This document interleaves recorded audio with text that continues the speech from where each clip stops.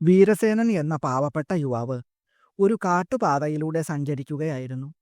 എങ്ങനെയും ദാരിദ്ര്യം മാറ്റണം, അതുമാത്രമായിരുന്നു അയാളുടെ വിചാരം. അപ്പോൾ അതാ, ഒരു മരച്ചുവട്ടിൽ ഒരു സന്യാസി ഇരിക്കുന്നു. ഗുരു, വിജയത്തിലേക്കുള്ള വഴി ഏതാണ്? വീരസേനൻ ചോദിച്ചു. സന്യാസി ഒരക്ഷരം പോലും മിണ്ടാതെ മലമുകളിലെ ഗുഹയിലേക്ക് കൈ ചൂണ്ടി. സന്യാസി ചൂണ്ടിക്കാട്ടിയ വഴിയെ നടന്ന വീരസേനൻ ഗുഹയുടെ വാതിൽക്കലെത്തി. അടുത്ത നിമിഷം മുഖത്ത് അടി വീണു. അടിയേറ്റ് അയാൾ വീണുരുണ്ട് സന്യാസിയുടെ അടുത്തു തന്നെ എത്തി. ഗുരു, ഇതു കണ്ടില്ലേ? പറയൂ, ഏതാണ് വിജയത്തിലേക്കുള്ള വഴി? വീരസേനൻ വീണ്ടും ചോദിച്ചു. ഗുരു അപ്പോഴും മുകളിലെ ഗുഹയിലേക്ക് വിരൽ ചൂണ്ടി. വീണ്ടും ഗുഹയുടെ അടുത്തെത്തിയ വീരസേനൻ അടിയേറ്റു വീണു. ഒരിക്കൽ കൂടി ആവർത്തിച്ചപ്പോൾ ദേഹമാകെ മുറിവേറ്റ വീരസേനൻ ദേഷ്യം അടക്കിക്കൊണ്ട് അദ്ദേഹത്തോട് വീണ്ടും അപേക്ഷിച്ചു. ഗുരു, ഗുരു, ഇനിയെങ്കിലും വായ തുറക്കൂ. ഏതാണ് വിജയത്തിലേക്കുള്ള വഴി? അപ്പോൾ അദ്ദേഹം പുഞ്ചിരിയോടുകൂടി പറഞ്ഞു, വിജയത്തിലേക്കുള്ള വഴിയിൽ വീഴ്ചയുണ്ടാകും. അത് കേട്ട വീരസേനൻ കുറെ നേരം ആലോചിച്ചു. പിന്നെ ഒടിച്ചെടുത്ത ഒരു കാട്ടുകമ്പുമായി ശ്രദ്ധയോടെ മലയുടെ മുകളിൽ കയറി ഗുഹയുടെ വാതിൽക്കലെത്തി. അപ്പോൾ അതാ, ഗുഹയിൽ നിന്ന് തല നീട്ടുന്നു ഒരാൾക്കുരങ്ങ്. വീരസേനൻ കയ്യിലെ വടികൊണ്ട് അതിനെ തല്ലി ഓടിച്ചു. പിന്നെ ഗുഹയിലേക്കു കയറിയ അയാളുടെ കണ്ണഞ്ചിപ്പോയി. ഗുഹയിൽ ഒരു കുടം നിറയെ സ്വർണ്ണ നാണയങ്ങൾ.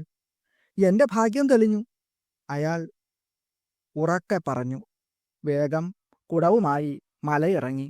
പിന്നെ ഗുരുവിന് നന്ദി പറഞ്ഞുകൊണ്ട് സ്വർണ്ണ നാണയവുമായി സ്വന്തം രാജ്യത്തേക്ക് യാത്രയായി. പ്രണവപ്രകാശത്തിൻ്റെ പുതിയ ഒരു അധ്യായത്തിലേക്ക് എല്ലാവർക്കും സ്വാഗതം.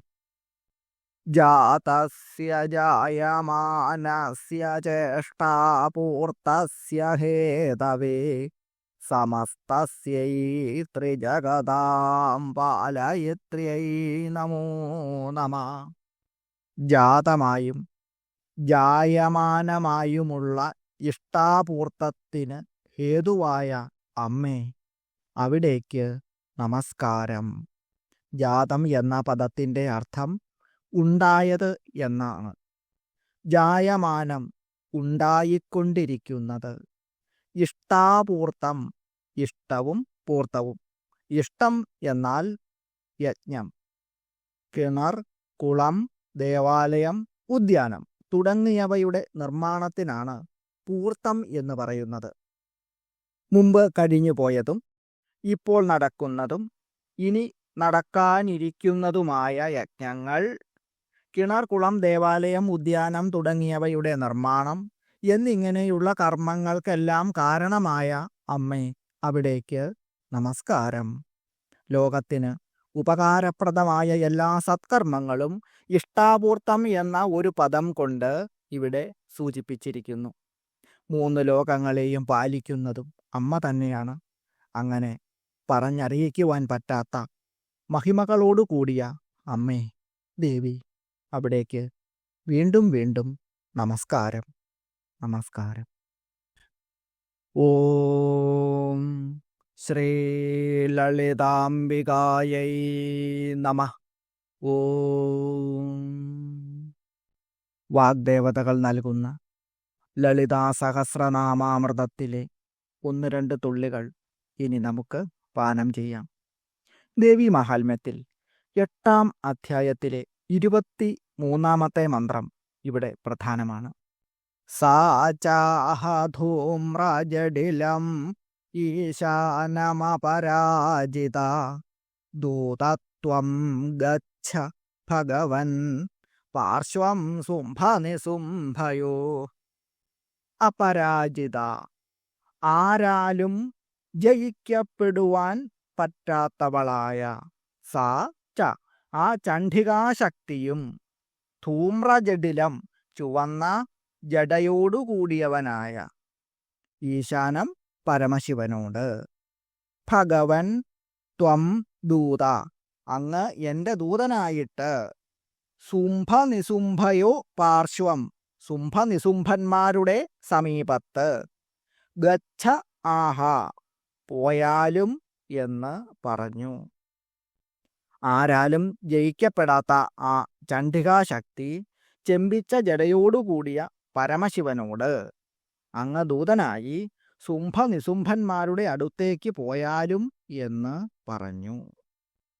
ബ്രൂഹി ശുംഭം നിശുംഭം ച ദാനവാവതിഗർവിതൗ യേ ചാന്യേ ദാനവാസ്തത്ര യുദ്ധായ സമുപസ്ഥിതാഃ.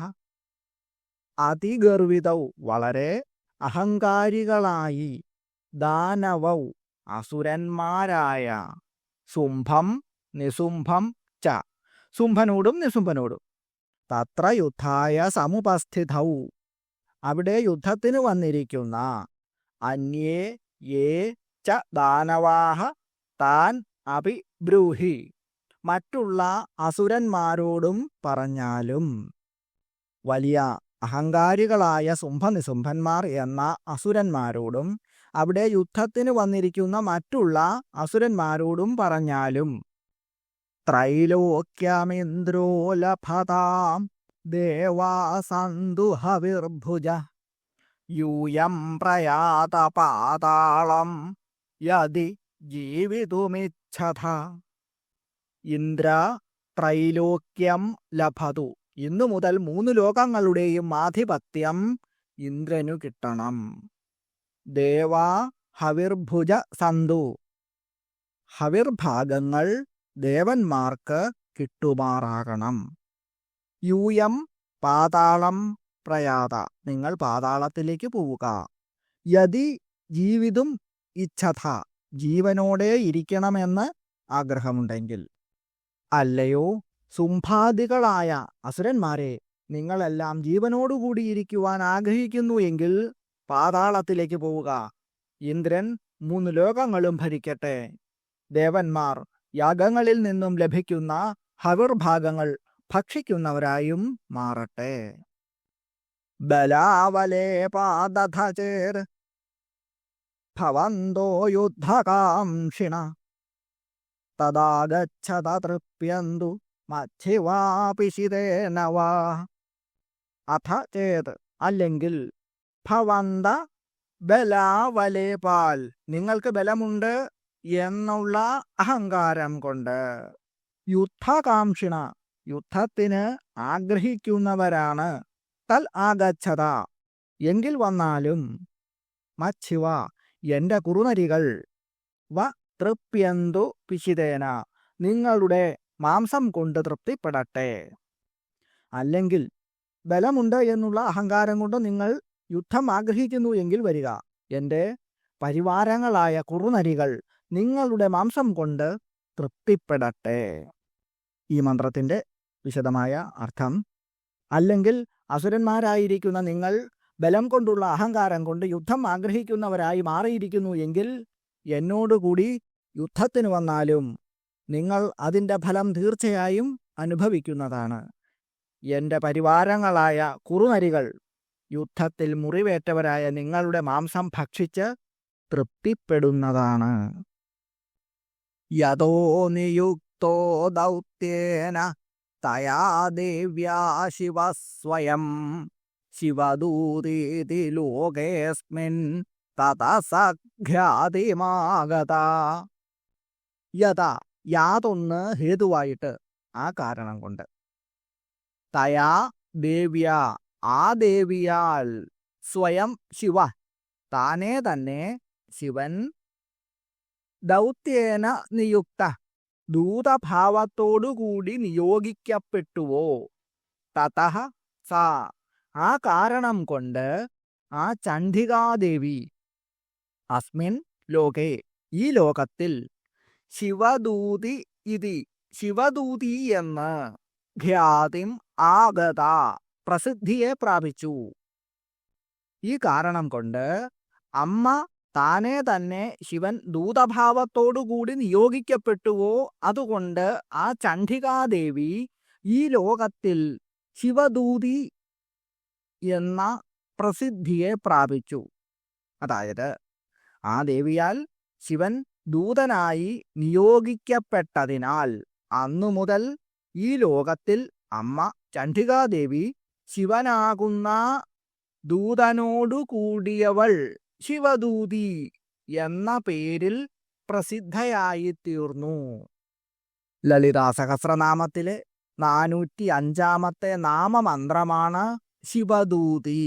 ശിവനെ ദൂതനാക്കിയവൾ അഥവാ ശിവൻ ദൂതനായിട്ടുള്ളവൾ എന്നാണ് ഈ നാമമന്ത്രത്തിൻ്റെ അർത്ഥം. ഓം ശിവദൂത്यै നമഃ. ഓം ഓം ഹ്രീം ശിവദൂത്यै നമഃ. ദേവി മാഹാത്മ്യത്തിലെ മന്ത്രങ്ങൾ വളരെ വിശദമായ അർത്ഥത്തോടുകൂടി പറയുന്നത് അർത്ഥം മനസ്സിലാക്കി ജപിക്കുന്നതിനാണ്. ഈ മന്ത്രം ജപിക്കുമ്പോൾ ദേവി മാഹാത്മ്യത്തിലെ മന്ത്രങ്ങൾ കൂടി ഭക്തിയോടെ ജപിക്കുന്നത് വളരെ ഉത്തമമാണ്. അമ്മയെ ചണ്ഡികാദേവിയായി ധ്യാനിക്കുമ്പോൾ ഈ മന്ത്രം ജപിക്കാം. അതുപോലെ ദുർഗാദേവിയായി ധ്യാനിക്കുമ്പോഴും ഭദ്രകാളി ദേവിയായി ധ്യാനിക്കുമ്പോഴും ദേവി മഹാത്മ്യത്തിലെ ഈ മന്ത്രങ്ങൾ ചൊല്ലുന്നത് വളരെ നല്ലതാണ്. അതുകൊണ്ടാണ് ഇത്തരം മന്ത്രങ്ങൾ വളരെ വിശദമായി തന്നെ പറയുന്നത്. അർത്ഥം വ്യക്തമായി മനസ്സിലാക്കി ജപിക്കുമ്പോൾ അമ്മ ഏതു സന്ദർഭത്തിലാണ് ശിവനെ ദൂതനാക്കിയത് എന്നും അവിടുത്തെ ആ സവിശേഷമായ അവസ്ഥയും മനസ്സിൽ നന്നായി തിളങ്ങി നിൽക്കും. അതുകൊണ്ട് ഭക്തി വർദ്ധിക്കുന്നു. അമ്മയുടെ രൂപം സദാസമയവും മനസ്സിൽ നിറഞ്ഞു നിൽക്കുന്നു. അങ്ങനെ നമ്മുടെ കർമ്മബന്ധങ്ങളെല്ലാം വളരെ കുറഞ്ഞു വരികയും അമ്മയുടെ ദർശനവും സർവ്വസൗഭാഗ്യങ്ങളും കിട്ടുകയും ചെയ്യുന്നു. ശത്രുദോഷം മാറാനും സമ്പൽ സമൃദ്ധി ഉണ്ടാകാനും, അതായത് ദാരിദ്ര്യം മാറാനും ഈ മന്ത്രം വളരെ ഉത്തമമാണ്.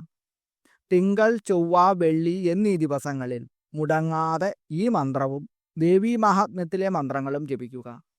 നമ്മുടെ ജീവിതത്തിൽ അപ്രതീക്ഷിതമായിട്ടുണ്ടാകാനിടയുള്ള എല്ലാവിധ ആപത്തുകളും ഇതൊന്നുകൊണ്ട് മാത്രം മാറുന്നതാണ്. നാം പോലും അറിയാതെ നമ്മിലേക്ക് വരുന്ന ആപത്തുകളെ തകർത്തെറിയുവാൻ ശക്തിമത്തായ ഒരു പ്രയോഗം അതാണ് ഇത്. ശത്രുവിൽ നിന്നായാലും അതുപോലെ മറ്റ് ഗ്രഹാദി ദോഷങ്ങൾ കൊണ്ടുള്ളതായാലും പ്രകൃതിയിൽ നിന്നുള്ളതായാലും ഈ ഒരേ ഒരു മന്ത്രം കൊണ്ട് നമുക്ക് എല്ലാവിധ ദോഷങ്ങളും ആപത്തുകളും മാറ്റിയെടുക്കാം. ആദിപരാശക്തിയായ മഹാദേവി എല്ലാവരെയും എല്ലാ ആപത്തുകളിൽ നിന്നും സംരക്ഷിക്കണമേ എന്ന് പ്രാർത്ഥിച്ചുകൊണ്ട് അവിടുത്തെ പാദപത്മങ്ങളിൽ സാഷ്ടാംഗം പ്രണമിച്ചുകൊണ്ട് നിർത്തുന്നു. നന്ദി, നമസ്കാരം.